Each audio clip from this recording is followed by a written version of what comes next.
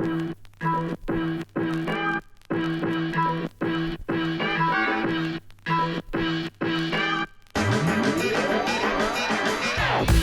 guys, welcome back to the Rhythm Section, brought to you by The Mind Refinery. I'm Kyle Bodanis. This week is the first of our new reoccurring series, looking at some of the greatest producers in the pop music lexicon, past and present. They're the geniuses who provide the sonic blueprint for the records we hold dear. For our first episode, we're going to be talking about the man from Compton, one of hip-hop's greatest producers, Dr. Dre. If you like what you hear, rate and subscribe wherever you get your podcasts, and if you have time, follow The Mind Refinery on social media. And now, here's the show. Alright guys, here today to start our latest deep dive series is the man himself, Coburn Blair. Coburn Blair, how you doing? Good, how about you? Pretty good. Continued pandemic, nothing new here. Getting through winter. I'm very excited to kind of like embark on our, latest kind of project here. Right now, we are embarking on a full-fledged nerd out deep dive on producers, the formative ones, the geniuses. We want to look at how sounds are shaped, how sounds are built on top of other sounds to create local movements, as well as basically the sonic layout for what popular music is today. I know what you're thinking, listeners. That's some heady ass stuff, but it's going to be super fun talking music, talking about some of the greats. So guys, welcome to the producers. Coburn, the producers, how do you feel about it? Ready to go on it. So to start off this little soiree, we're going to look back at one of the greats. Andre Young hails from Compton, California. He grew up in a musical family, which provided refuge from the often terrible surroundings of inner city Los Angeles. Poverty, the crack epidemic, police brutality, all were a part of his surroundings. He spent hours digging through crates of music, getting the knowledge. He was inspired by hip-hop, soul, funk, a variety of different music, which would drip into his producing style and into his work. He gained notoriety for being able to throw a party with world-class Wrecking Crew, but it was his pairing with Eazy-E and the creation of NWA that would begin 2 decades worth of changing not only the sonic language of hip-hop, but its attitude and the subject matter. Coburn, let's talk Dr. Dre. Why is Dr. Dre important? Well, I think you can't really talk about hip-hop and, coast to coast. There isn't really a producer that is easily as identifiable as someone who, exerted their influence on hip hop in a real meaningful way, from the 80s to present day. So you have Dr. Dre as the producer first and foremost, kind of hailing in and being one of the main pioneers of the G-Funk sound in the early 90s. You have his work with obviously NWA, and then his departure to Death Row Records, the Chronic album, 2001, and then Detox, which we never formally received, and then that goes into Compton, his ushering in of Eminem, 50 Cent, The Game, Kendrick Lamar, these huge names, huge forces within hip-hop, and he was kind of there, behind the boards, pulling in a lot of different things to make all those things happen. And I think that is why Dr. Dre, I think is, he's the most easily identifiable producer in hip hop. And I think he's also just done so much, been able to make himself felt in a way that, does something a little bit more than, I would say, his contemporaries. If you were to remove Dr. Dre from the sonic tree that shows the roots of where the sounds we know as hip-hop come from and all the things that came directly after it, a hole in the space-time continuum would likely be ripped open. The sonic equivalent of that picture of Marty McFly that Marty McFly has in Back to the Future, if you were to remove Dr. Dre, the siblings would all start to disappear. He's absolutely crucial. It's funny because I would argue that Dr. Dre's style, despite being influenced by people like Africa Bambaataa and Grandmaster Flash, his style is a closer comparison to some of the funk and soul producers that we found in the 70s and 60s in terms of his style, rather than, kind of his hip hop contemporaries, because just of things we're going to get into, like the sampling of like the actual recording of music rather than relying on samples. And I mean, you're going to see that factor heavily. It's going to really weigh into his sound. So, I mean, Dr. Dre, he is absolutely one of the most important producers, not only in hip hop, but of popular music, especially over the last 30 to 35 years. that goes without saying, I think, at this point. And then also he's bringing a ton of artists to the table. And I kind of want to start by going through those artists. Let's talk Snoop Dogg first. So Snoop Dogg being his, maybe his most notable protege post NWA. He finds this, young kid from Long Beach and turns him into an international celebrity. We wouldn't have the Snoop Dogg we have now without those kind of formative years under the wing of Dr. Dre, shaping his sound, producing his debut album, Murder Was a Case, like so many records. Such a monumental impact, I think, in the way that having Dr. Dre, even at this point, as he had just left NWA and was kind of, moving into the Death Row Records era, how much like his shepherding of Snoop Dogg helped, bring him to the forefront and make him into the star that he became. And consider how visible Snoop Dogg has been since he came out. This is kind of a Dr. Dre thing. Obviously, Snoop Dogg is a talent. He's got one of the best flows of all time. And, he was kind of brought into the picture by Dr. Dre. And I think Dr. Dre's contributions, just like what stems from him in general, is pretty insane. And I think this is kind of the genius of Jimmy Iovine in knowing that Dr. Dre was something special because of all these different artists and all these different branches and all these different, from a business standpoint, opportunities that came from him, and then all the sonic development that came through those artists. He wasn't just a producer, he was an impresario. I think that's an important point too, is like that he was a little bit more than a producer. He was able to see the big picture in everything that he was doing, and he kind of brought that wherever he went, right? Like he brought that in NWA as much as, Ice Cube brought, the lyricism, and they all both like kind of worked together to pull that together and make it what it was. And then he does the same thing when he goes to Death Row. And I think it's really reflective on all his albums because they all feel like, group projects. There's like a lot of people on them. It's very feature heavy, but he's kind of, bobbing and weaving these new acts and, old friends and, guest vocalists all together to make a cohesive project. And it works, nearly every time. He finds the diamond in the rough with Snoop Dogg, but then he also finds Eminem seemingly out of nowhere. It's a demo tape that is just mixed in with a pile of demo tapes. He hears it. It's played in Jimmy Iovine's office, and the impact on that. And this is kind of like the second generation of people he discovers is really going to have three different people. But I mean, Eminem's impact on the music industry and what Dre was able to contribute to that is volumes. Yeah, and I think that Eminem was such a major tour de force in hip hop. And then to have, the certification and the authenticity of Dr. Dre behind him meant something, at that era. Because it was like Dr. Dre had kind of been through it all. He'd been through the ringer. He was, still well respected, even though he wasn't maybe at his height 7 years post the Chronic. So I think him coming in and finding Eminem and kind of being able to point to him and, provide, instrumentation for Eminem to, ascend. It was just like the perfect storm. And it's funny because, I mean, in some ways, the discovery of Eminem kind of saved his career because after there was a stylistic change post gangster rap where he starts Aftermath and he's trying to distance himself from that, and big stylistic change. It doesn't work out. He kind of realizes that and is very vocal about it. But with everything that went on with gangster rap and just like the pressure that was put on Time Warner and everything with that whole business situation, for Dre not to be selling albums was a big thing, and he was in a low point. Then he discovers this guy, Eminem, and it just kind of kicks off like the renaissance, I believe, in his career. And I mean, that leads to 50 Cent, another, heavily, now influential artist. And I think the 50 Cent thing is interesting too, because they kind of jointly entered him into rap, kind of marking him as well. But it was also a return to gangster rap, this thing that made Dr. Dre who he was.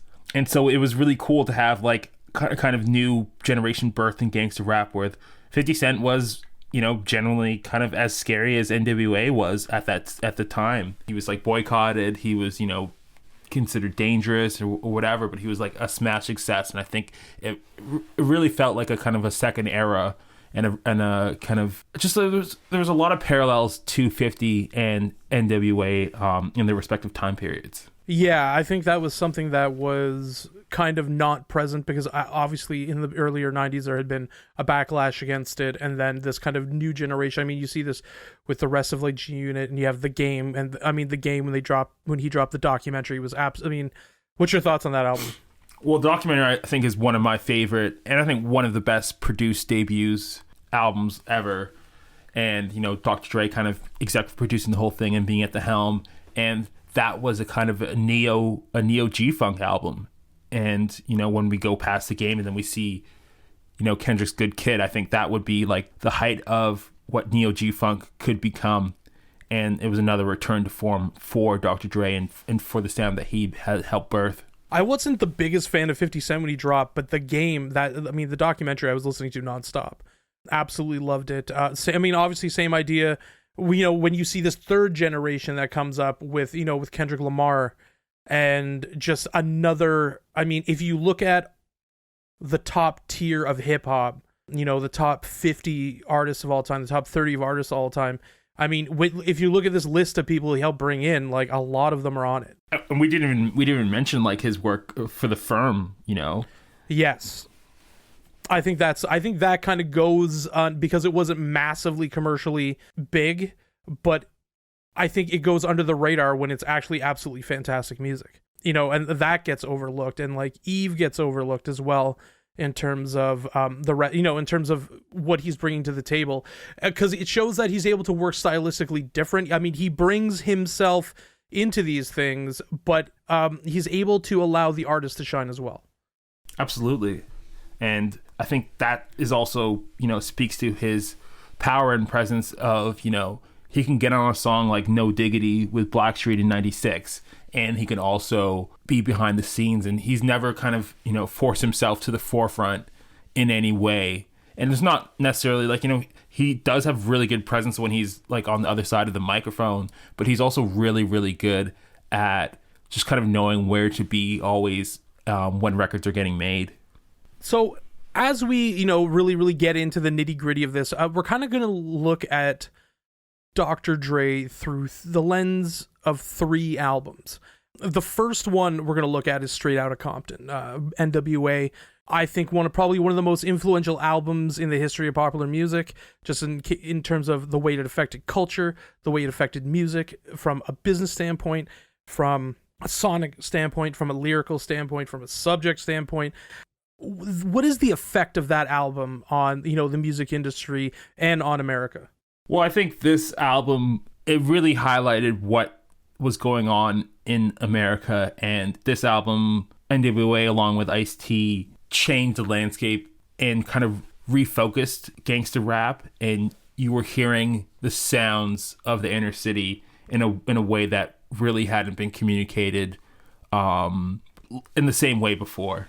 So I think it scared a lot of people, right? This was, you know, all the violence that they were seeing, you know, on the nighttime news was now coming through their speakers, and a lot of people became enamored with it. You know, you started reflecting on what was going on, and LA was such a massive influence in the world at that moment, right? You have the kind of epicenter of the crack epidemic happening there. You have, I guess the Olympics was around that same time, or just before then, and you get into, you know, the riots that had happened in Watts in the past, and the riots that were about to happen again with Rodney King. So I think that album, being in the context of everything that was happening in LA and everything that would happen in LA, that album was really part of the fabric of, you know, America and Americana and America that they didn't really want to talk about. And that album brought things to the forefront. It presented a discussion that I don't think people were ready to have. I don't think they'll ever be ready to have. And it kind of forced it down their throats. So these things that were discussed in gangster rap really had to be addressed and redressed. You know, there's a reason that the album is in the Library of Congress. There's a reason that the album is as influential as it is. And there's a reason that gangster rap stuck around in hip hop for so many years. I mean, I would argue that this is one of the most seismic shifts. I mean, I had said it's seismic shifts in American music, but I mean, these, for me, NWA is the hip hop equivalent of the Sex Pistols. In the same way that, the Sex Pistols were a reaction to the political situation in England in the late 70s, NWA and this album for me are like that to the Reagan Bush America. I mean, Fuck the Police is dealing with some of the same situations as like Guns of Brixton by The Clash. It wrote the blueprint for gangster rap lyrically and musically. He created the palette for the subject matter to kind of be like painted on, and it's a completely different language of hip hop and music after this. And as you said, like, it's in the Library of Congress despite the backlash against it. And because it was, I mean, as they said, was like it's like ghetto PBS. Like these, Chuck D and Eazy-E are two sides of a coin that are happening at the time, and I very much see, NWA as the Sex Pistols. I see Public Enemy as the Clash, and like this is just like this music is the music of rebellion, and I mean that's a Fred Hampton thing. These aren't riots that are happening. This is rebellion, and it's a reaction to police brutality, and this was really kind of sowing the sonic seeds for that, providing the soundtrack for that, adding a voice where there wasn't a voice for that, and even today it like feels unbelievable when you hear it. So, I mean, on this album, what is he doing sonically? So I think on, this is Dr. Dre, DJ Yella, and Arabian Prince producing this whole thing. And, we're getting synthesizers. The production feels a little bit sparse still a little bit. There's, some kind of funk elements to it, and some scratching. So it feels like the early hip hop stuff. The Roland drum machine is extremely loud on this one. You're getting a little bit of the feels from what he was doing before when he was in the World Class Wrecking Crew, but I think it changes and it starts adapting and starts swinging a little bit here. Like, how would you say this like stacks up to like a Boogie Down Productions album, of the time? I mean, they would be the closest comparison to in terms of like lyrical content. I don't think they're like, you take it as far.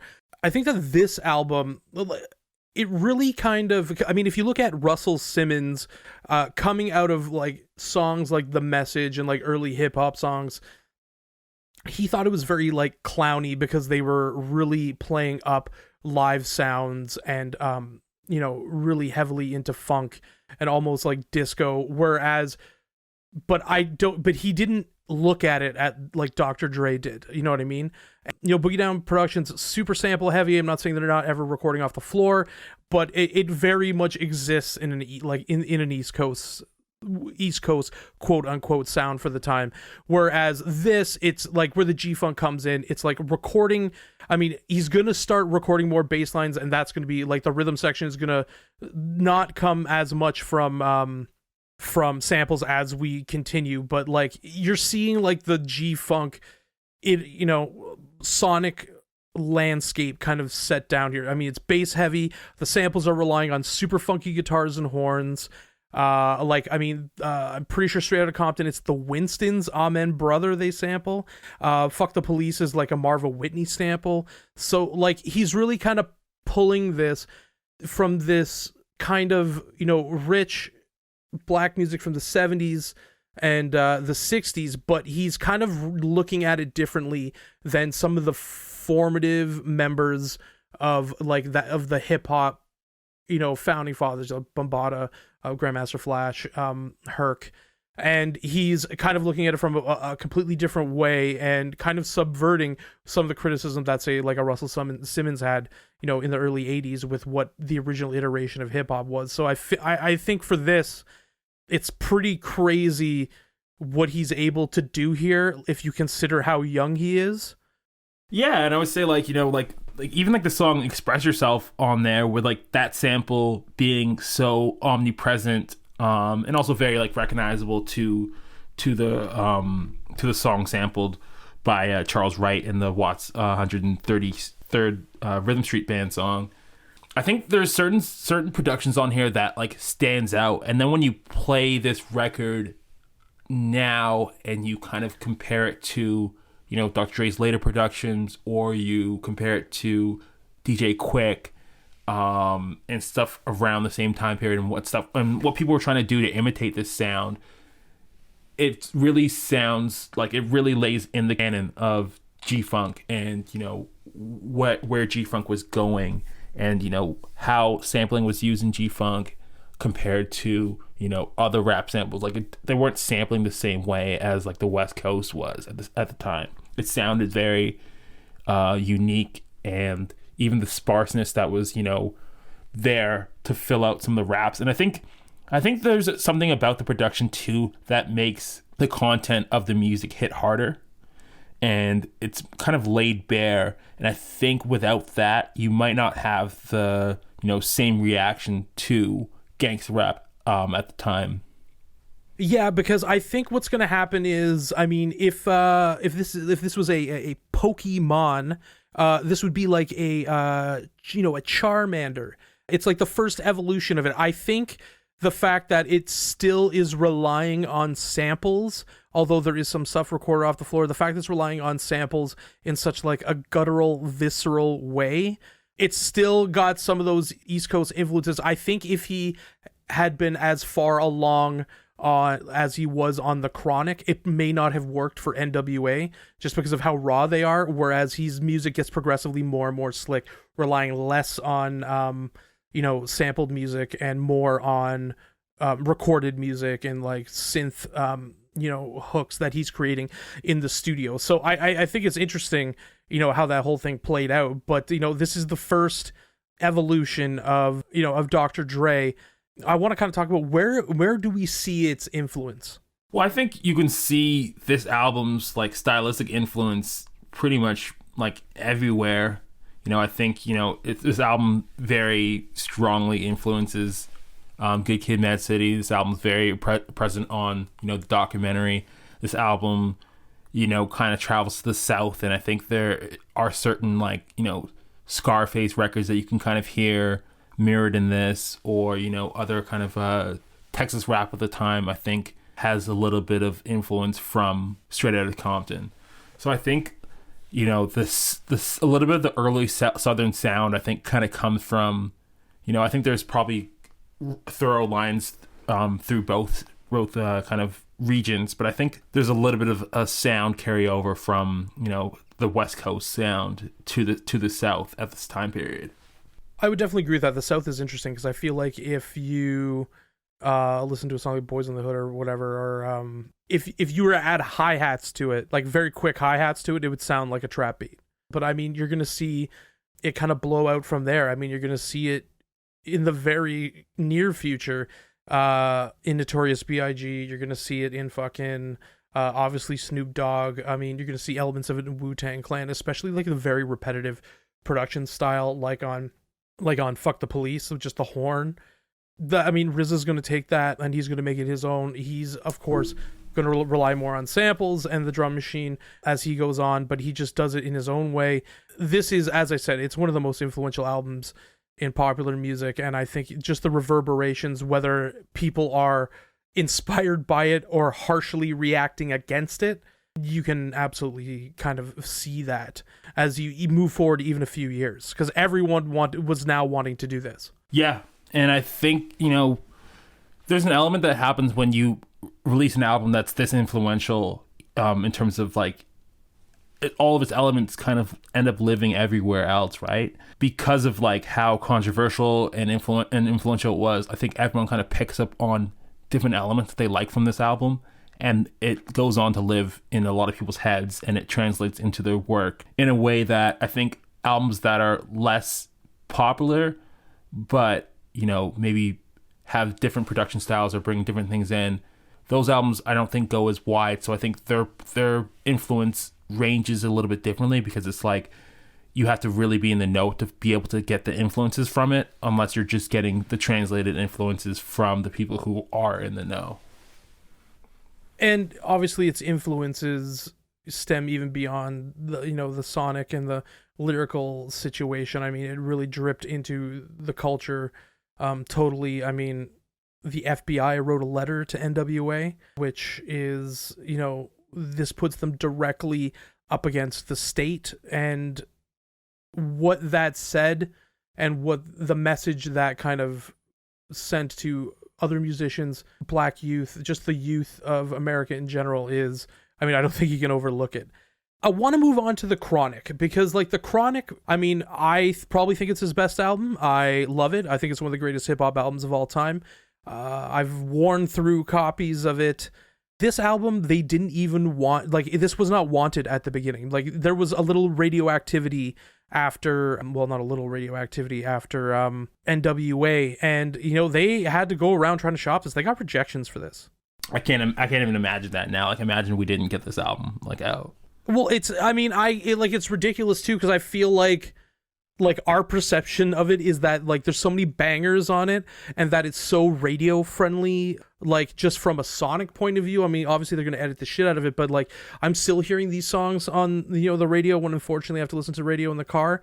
Like I just find it staggering, people's inability to kind of grasp what it meant coming forward, because it was really like, this is where you're going to see. And this kind of dovetails into, how did this album build on the sound he was creating? So how did he build on the sound he was creating with this? Well, so I think this album, maybe in my mind, maybe goes back a little bit to the kind of world-class Wrecking Crew sound and like the early kind of days. Because I think this album draws a lot more from, Parliament, George Clinton. Like it feels very like heavy on the funk. And yeah. I think this album kind of better defines the G-Funk sound, I think, maybe a little bit more than Straight Outta Compton does. Yeah, it's interesting because, I mean, when you read about, whether you're reading from music journalists or musicologists or whatever, they kind of point George Clinton and Africa Bambaataa as the ones who really, who influence the West Coast sound, especially the idea of funk, and then with Africa Bambaataa coming in with like electro funk. And like NWA's sound was so raw, and the hip hop influences were there. I mean, you can hear things like DJ Quick and Grandmaster Flash, but like I think some of his biggest influences are like, Quincy Jones and like artists like Marvin Gaye. And I mean, there's a level of polish to those types of albums that come out. And I think we see him taking the next step from this like anti-establishment upstart to, assailing the heights of the music industry and creating one of the most influential albums of all time. But this is so immaculately produced, like recording, the bass off the floor, the rolling bass lines. I'm like, we're going to get into that. But I think the big contribution to this is that, there was a rawness with Straight Outta Compton, and his ability to kind of keep it mean and muscular, but pristine and beautiful at the same time. Like I think that was the real kind of big step he made, just from even like an approach standpoint. So I mean, what are your thoughts on this sonically though? Like what do you think were the big changes that way? So I think sonically, like having the kind of mellow tones in this album, it feels a little bit, it's not like going anywhere super fast, and he's using like live instrumentation on here. He's shaping everything, and the way that he's sampling is kind of keeping it more true to the samples, as opposed to, sampling in and out. It's like he's taking the song that he's sampling and he's kind of stretching it, and it's waxing and waning. And you're kind of like, I feel like there's an interesting thing that like he's very clearly paying homage to the stuff that he grew up listening to, but he's changing it ever so slightly and, into his own thing, which I think is an important style to do in hip hop. And I think that like we can see, where that lives today in hip hop and in hip hop production. I think that's a good point you made about keeping the sample kind of more alive. Like he doesn't use a lot of samples on this album, but he really uses them in terms of melody and keeping the melody line with it. And at the time hip hop is sample heavy, and I mean, if you consider the counterparts in this punk style hip hop revolution, and the Clash in this parable being played by Public Enemy, I mean, like the Bomb Squad, right? Yeah, exactly. Like the Bomb Squad's production style is the opposite of what you're explaining, where I mean, it's sample heavy, but they're chopped up like crazy. It's more living in the repetitive pre the Chronic era, and not that there is an issue with that. I mean, the Bomb Squad is heavily influential. It worked on a lot of people's stuff, but it definitely reflected the hip-hop landscape, especially on the East Coast. And then Dre comes in using not very many samples, like the Donny Hathaway Little Ghetto Boy, you know what I mean, like using that and maintaining that as like if that's an example of what you're saying with maintaining the sample, but then the bass lines are recorded in the studio. And that's why there's an organic feel to it. And that's where I really think it grabs that, George Clinton using synths because he's creating hooks with the synthesizers, but then coming in with like pristine Bootsy Collins style bass lines that are just fantastic. And I just think like that is where I really see him as more like producers like George Clinton and in back in the day, and even like Berry Gordy, because there is just that need to have organic elements mixed with the electronic elements, and there's musicianship in this. That's not to take away from other, because obviously I'm obsessed with the art of sampling and all that kind of stuff, but there is high levels of musicianship in this music too, and I think he's able to maintain that. He's putting we're getting flutes and flute solos like at the end of that track. And I just think if you were to give someone an example of an immaculately produced album, like this would be one of the ones you want to give them. Yeah, I don't think you could talk about production in hip hop and leave this album off the list, because you would be doing a disservice to being able to talk about production, because this album I think is one of the albums that you need to be able to paint a full picture of hip hop and how sound diversified and how the sound grew. And this is an album that I think properly defines like a new genre and a new sound in production. So what were some of your favorite like standout tracks on this? Like, funny enough, my favorite tracks on this are the singles, and I didn't like realize at the time they were the singles, because they were just the songs that I knew best because I'd heard them growing up. So Fuck with Dre Day, Let Me Ride, and G Thing, obviously, because G Thing's just, I think, a classic and one of my favorite hip-hop songs ever. So I think, if you talk about Fuck with Dre Day, like, I think for me, I loved always the subtle shots to Ruthless Records throughout this album. I loved, I think it's Funkadelic and Atomic Dog are sampled on Fuck with Dre Day. Yeah. It just, like, everything about this album to me, I think, sounds iconic. Let Me Ride, you hear it and you think West Coast rap, and I think part of it is, yes, the album has become associated with it, but I also think that it's very pioneering, and in the ways that you could hear, certain sounds from certain regions, and you can think of, maybe one song for each region and think, okay, this is what, you play like something off of Illmatic, and you're like, okay, this is what New York rap should sound like. I think this album is kind of like maybe the litmus test, or whatever you want to compare. You need to have this album there to be able to compare it to. What I love about this album is the same thing with not comparing them from a skill standpoint, but 40 Ounces to Freedom by Sublime. I mean, this and that album were among two of the albums that I just listened to religiously during high school, just nonstop. And it will be another Dre album that will also be in there as well. It just takes you to a time and place. I think that's what it is. I think it takes you to what you feel, even in the cold weather, but what LA is. You know what I mean? If you just show albums about Los Angeles, you would very likely be handing them one of this situation. You know what I mean? And it just paints a picture of rolling down the street, top down. It's warm, you're chilling, it's a vibe. I mean, Ain't Nothing But the G Thing is one of the most chilled out songs humanly possible. Little Ghetto Boy is probably my favorite Dr. Dre song. I mean, it's one of the earlier appearances of Snoop Dogg, and his lines are just so good on it, and it's so smooth. Like, you could take this album just in general and smear it over toast.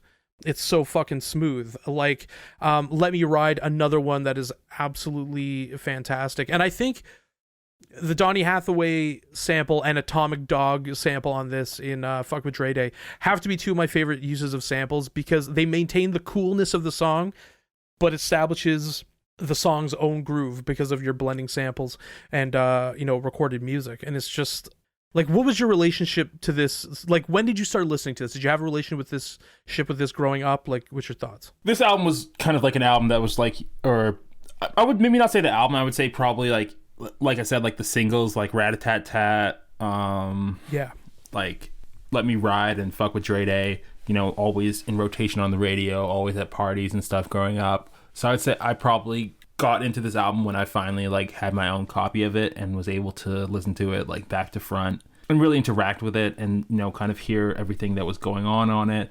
And also, like, I was into a lot of the samples that were, on here, so I could kind of understand music at a like larger scale. But like this album, as soon as you start with the cover art, this album's iconic. Like the zigzag cover art, I think is just such like a great, and just like adds to how iconic the album is. So I think like this album was probably for me like grade 8 or grade 7 is when I kind of like would sit with this album and listen to it and kind of be able to unpack it.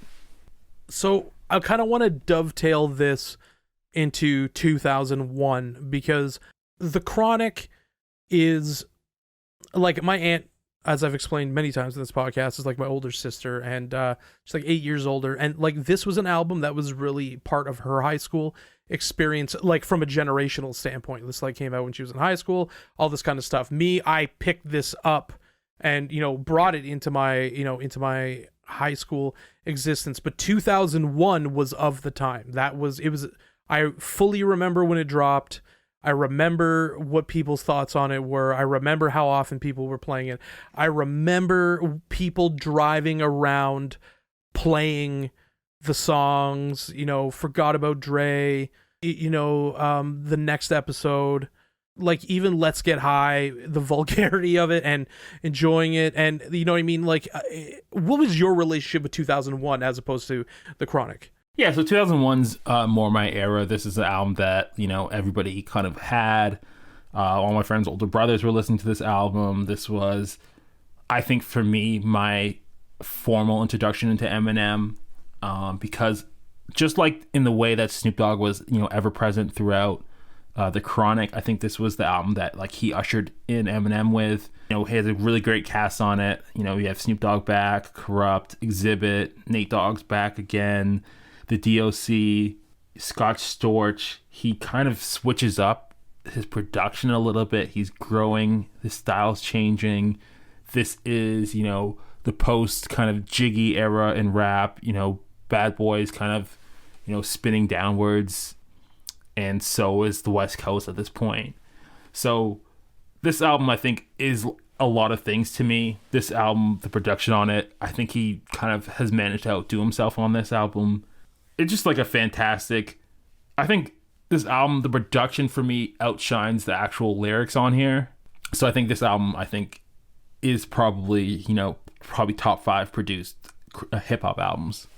I almost feel like this is just, maybe that was because of my experience, was more of like built to be a party record, or not in the superficial sense, but just from a hypeness and from a like how many bangers are on it. There's a lot of bangers on this. Like figuring out singles very like wasn't difficult. You know what I mean?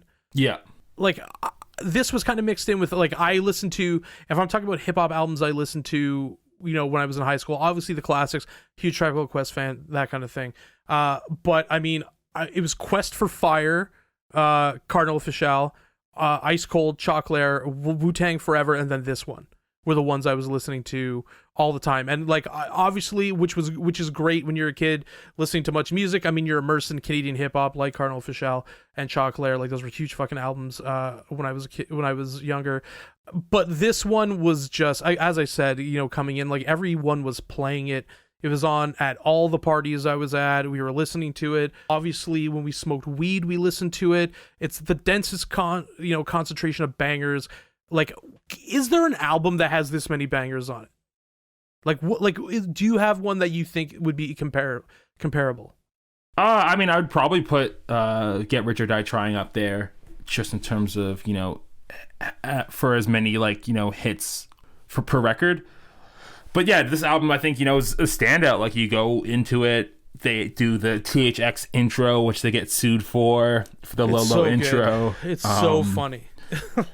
So I love it. I mean, I guess now they're Apple and Disney, so it's a little bit different now. Into the Watcher, which again is super iconic. Skip down to track 3, Still Dre. Huge hip hop song. It was massive. Snoop Dogg, Scotch Storch, Jay-Z on the pen, Dr. Dre. Like, I don't know what else you can really say about that. Explosive, number 6. Just one of the most fantastically produced hip hop songs of all time. This song, Kanye calls it like one of his biggest inspirations. He loves, the way that record was done. He said he, kind of tried to do the same thing on what I think it was Can I Live for Jay-Z.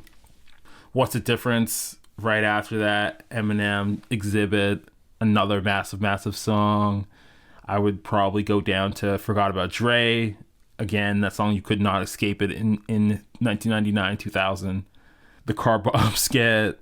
The Car Bomb. It's like even the skits are fucking hilarious on it.